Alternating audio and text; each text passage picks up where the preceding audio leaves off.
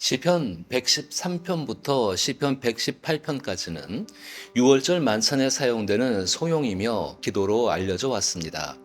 특히 시편 113편과 114편은 만찬 전에 사용하는 송용이며 시편 115편부터 116편, 117편, 118편은 만찬 후에 불렸던 송용입니다. 이 같은 송용의 모음을 애굽 할렛이라고 부르기도 합니다. 시편 113편을 살펴보기 전에 송영이라는 말을 다시 생각해 봅니다. 송영은 영광과 말씀을 뜻하는 두 개의 헬라어 단어가 합성된 것입니다. 그래서 송영은 영광에 대한 말씀이라는 뜻입니다. 또한 송영은 찬사라는 뜻을 가지고 있습니다. 그래서 하나님께 드리는 예배의 시작과 마지막에 반드시 들어가는 기도 형식의 송가입니다. 구약 성경에서 송영은 주의 이름으로 오는 자에게 복이 있으라와 같이 서술적 형식을 가집니다. 그러나 요즘 송영이라는 말은 예배를 시작할 때에 찬송과 경배송으로 부르고 마칠 때 부르는 송영을 영광송으로 부릅니다.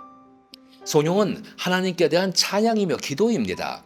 특히 찬양은 단순히 감정이 고조되는 것이나 기분이 들뜬 것을 의미하는 것이 아닙니다.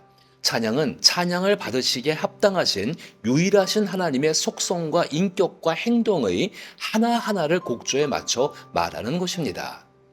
하나님에 대한 찬양은 상투적인 말로 내가 주를 찬양합니다. 주님을 사랑합니다. 하나님께 경배합니다. 라고 말로만 하는 것이 아니라 무슨 이유 때문에 찬양하는지를 말하는 것입니다.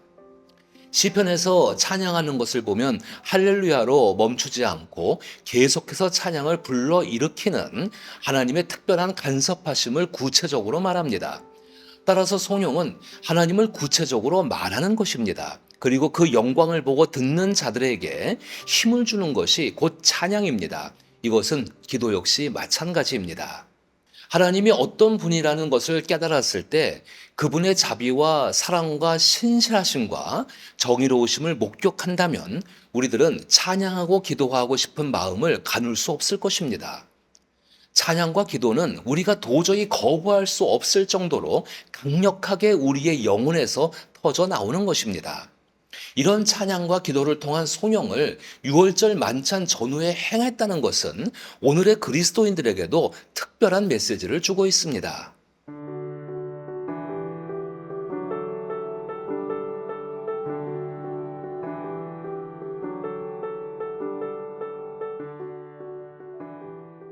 시편 113편에서는 온 우주의 주인이신 하나님께서 신으로서의 높은 권위를 갖고 계시면서도 스스로 자신을 낮추사 작은 피조물인 개인의 낮은 처지를 살펴보시는 하나님의 선하신 인격에 대한 영광과 찬양을 드리는 내용입니다.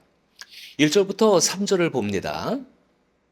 할렐루야, 여호와의 종들아 찬양하라, 여호와의 이름을 찬양하라. 이제부터 영원까지 여호와의 이름을 찬송할지로다. 해 돋는 데에서부터 해 지는 데까지 여호와의 이름이 찬양을 받으시로다. 시인은 모든 해 돋는 곳에서 해 지는 곳, 즉 모든 곳에 있는 모든 피조물이 영원토록 하나님께 찬양을 드려야 함을 말하고 있습니다. 찬양은 모든 만물이 하나님께 마땅히 드려야 할 것입니다. 그리고 하나님께서 하신 일들을 기억하며 그 하나님께 대한 기쁨과 감격을 자신의 언어로서 표현하는 것이 바로 찬양입니다. 또한 시편 113편의 시인은 특별히 1절에서 하나님을 찬양해야 하는 대상에 대해 여호와의 종들이라 부르고 있습니다. 여기서 시인이 말하는 여호와의 종들이 누구일까요? 대개는 먼저 성전의 직분을 가진 하나님의 종들이라고 불리는 사람들을 떠올립니다. 그리고 또한 하나님께 운명을 걸고 살아가는 모든 사람일 수 있습니다. 더 나아간다면 이 땅에 있는 모든 사람일 수도 있을 것입니다.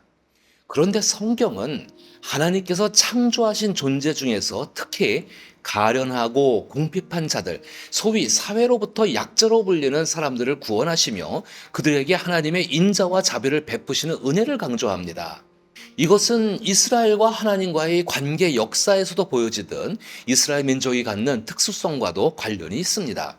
강대국과 제국들 사이에서 지리적 유리함과 상대적 소수 민족으로서 약자의 위치에서 그들이 경험한 것은 가난하고 가련한 자들을 위해 일하시는 하나님의 인자하신 인격이었습니다. 그리고 이들의 민족의 역사를 넘어서 하나님의 선하신 뜻을 따라 살아가고자 하는 약하고 의로운 자들을 도우시는 하나님의 자비하심은 이스라엘이 경험한 온 땅을 창조하신 창조주 하나님의 참되고 선하신 인격이었습니다. 뿐만 아닙니다.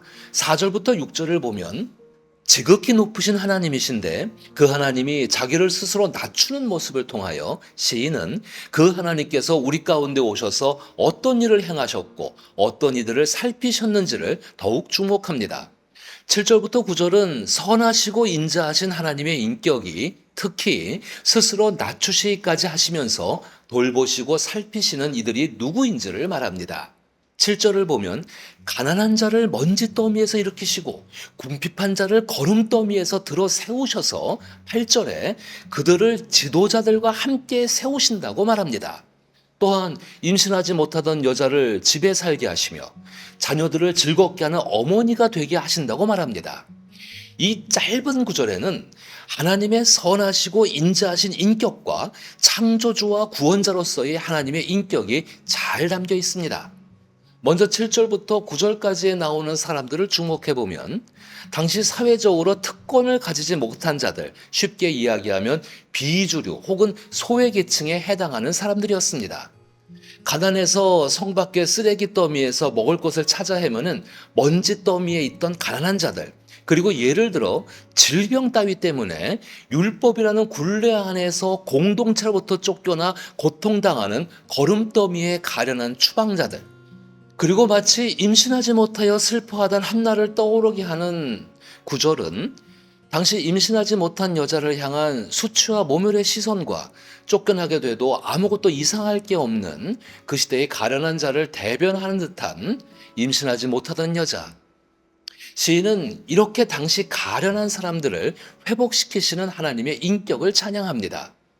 성 밖에서 먹을 것을 찾아 헤매는 자나 공동체로부터 쫓겨나 고통당하는 혐오와 차별의 대상이나 사회적으로 낙오될 수 있는 사람들을 하나님은 민족의 지도자들과 함께 세우시고 특히 임신하지 못하던 자에게 어머니로 불릴 수 있도록 회복을 주시는 하나님의 인격을 구체적으로 말하고 있습니다. 이것이 바로 시편 113편의 시인과 시편 전체에서 말하고 있는 시인들이 찬양하는 선하시고 인자하신 하나님의 인격입니다.